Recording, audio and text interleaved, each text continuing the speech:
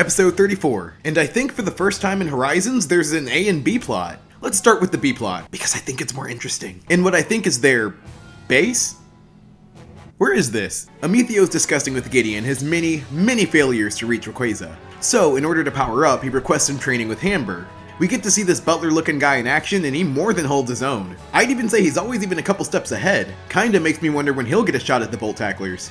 I will say, I think the most clever play was when Ceruledge gets yeeted once again, but then transitions that into a Phantom Force. Yeah, Amitheo's not at Hamburger's level yet, but he definitely has potential. And you think he might even stand a chance until Hamburger and Dusknoir terrastalize and give Soulblades that Saitama One Punch.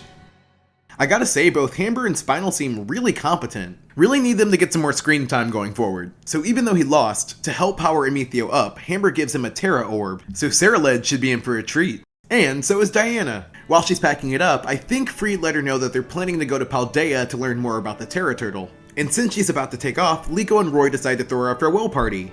And they barge in to let Dot know about it, interrupting a call that she's having with Iono that I don't know what about, so I'm gonna say stocks. It's another curry party and it looks pretty festive. Murdoch even gets a taste of some of that spiked Sinistea. And while they're nursing him back to health, Dot sets up a slideshow to recap Diana's journey with them. Dot may even be recording you right now. And I think this is neat, it's a nice change of pace from a flashback. But there is time for that, in a pretty sweet moment where Liko assures Diana that she's enjoying the adventure that her grandma inspired. As parting gifts, Liko gets her grandma's adventure book, and Diana gets a friendship bracelet. Personally, I think I'd rather have the orb.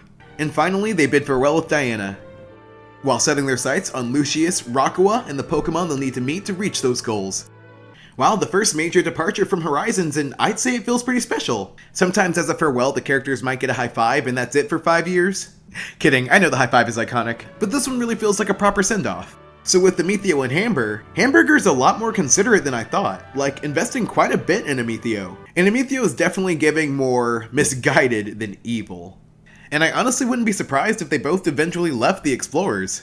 Next year, I really hope we'll get to meet Lucius and see Rockua too. What are y'all expecting from the future of Horizons? We're off next week, so that's all for this year. And with that said, Happy New Year!